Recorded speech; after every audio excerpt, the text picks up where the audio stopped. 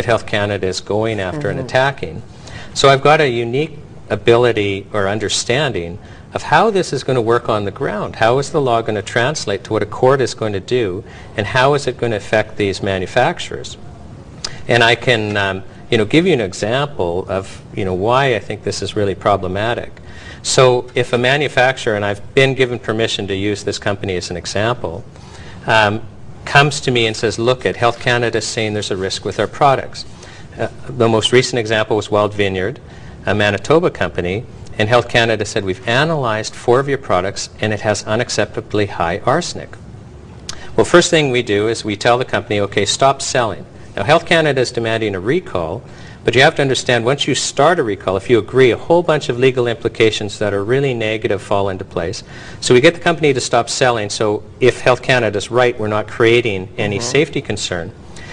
We asked Health Canada for the lab results. They didn't give them to us, and they never do. That's very common. So we sent it to one of the 2 labs in Canada that can tell us, well, how much organic arsenic is in it versus inorganic arsenic. Because organic arsenic is perfectly safe. You can go on Health Canada's website and they'll tell you organic arsenic, no problem. Well, the lab said, well, we found organic arsenic. We couldn't detect any inorganic arsenic. So now we know their safety concern is wrong. And so I have to ask the company, well, do any people actually rely on these products for their, for serious health concerns? And are we in a situation where we could transition them to a competitor's product? Because if people rely on the product, they can be liable under the criminal code for criminal negligence. If you're doing something, if you're providing a product that people rely on for their health, you can't withdraw that and cause them harm, or you can be criminally liable. So in a situation like that, the company will usually decide to do the right thing.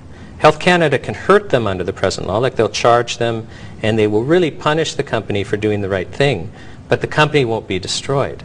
But now under Bill C-51, the penalties have increased 1,000 times, directors are personally liable, and they've created a whole bunch of more offenses. And now we'll have to tell a company like Wild Vineyard, well, okay, if you want to do the morally correct thing and you actually want to make sure nobody gets hurt, understand you are going to be absolutely destroyed. You will be personally bankrupt, your company will be bankrupt, and all of your products will be removed forever. And that actually really grieves me, that I'm going to, if this bill passes, I'm going to have to give that advice to companies. So it's not just organic product, it's it would be a drug, it would be a black cohosh, doesn't matter. I'm thinking like women going through menopause. Right. They take black cohosh to get rid of this symptom, the hot flashes. Okay. And so as a consumer, we've learned to use preventive things to make us healthier. The multivitamins and the vitamin D and all of that. So if this bill passes, what will change? Let me keep it simple if I can. With vitamin D.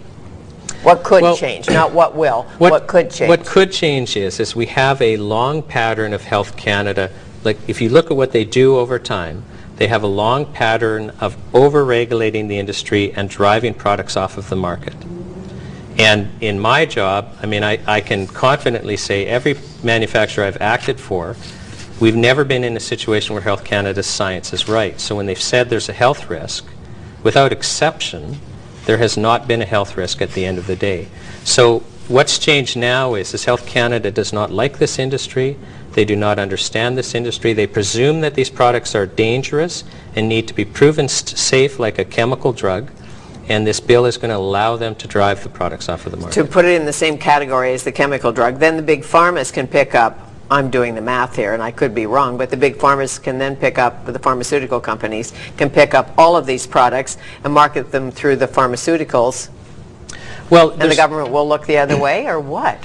What's clearly happening is the small and medium-sized manufacturers are not going to comply with the current regulations. And now Health Canada is being given unprecedented powers to literally destroy any company that defies them on any product. Are the homeopaths on side with you, the naturopaths?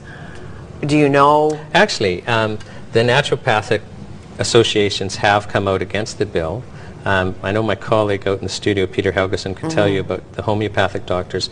This does affect them. I've already told you that now an inspector could come in and tell a naturopathic or homeopathic doctor not to do something.